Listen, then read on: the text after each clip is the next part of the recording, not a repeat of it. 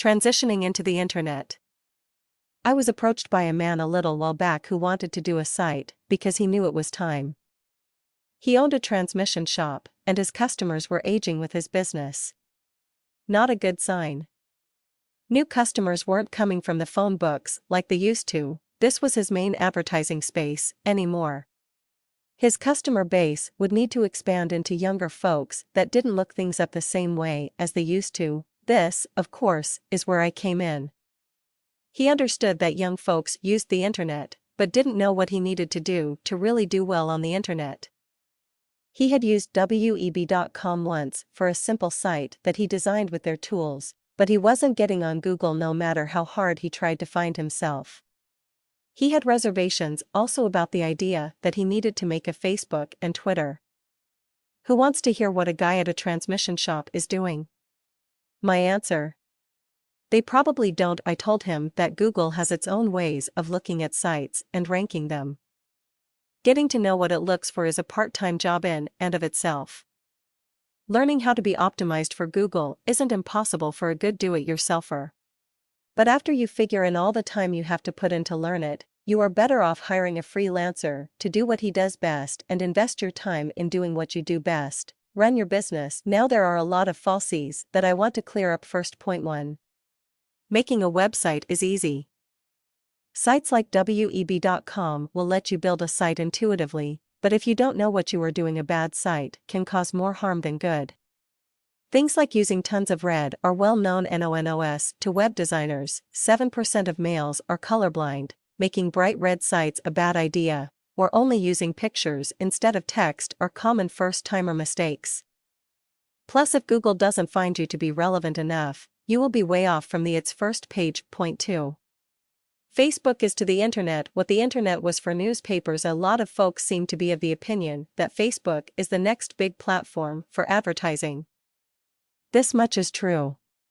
However, how many of your traditional car guys are on Facebook? Not that many, and most of the ones that are not active enough to market to. This translates to wasted time. Now a local coffee shop, or a comic book store, heavens yes. But even then, there is a right way and a wrong way.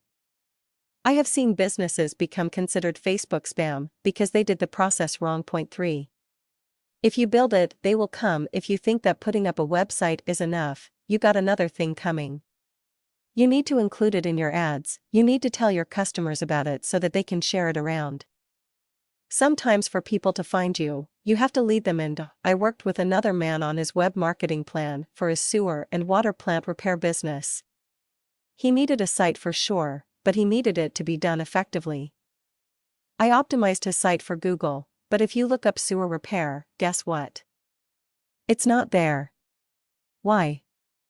Because as a web designer, I know that you won't get much luck at being the sewer repair guy. He did become the top if you searched for the local area before or after sewer repair, which localized him.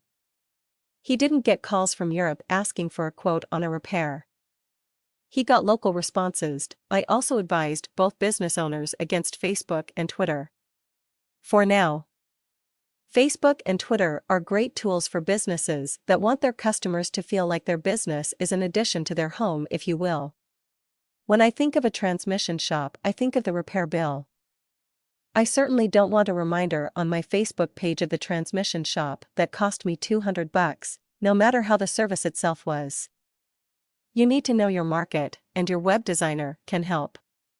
Most cities also will not be checking Facebook to find someone to repair their water and sewer plants. So, in conclusion, know that going into the 21st century marketing is an involved process. However, there are web designers that can help.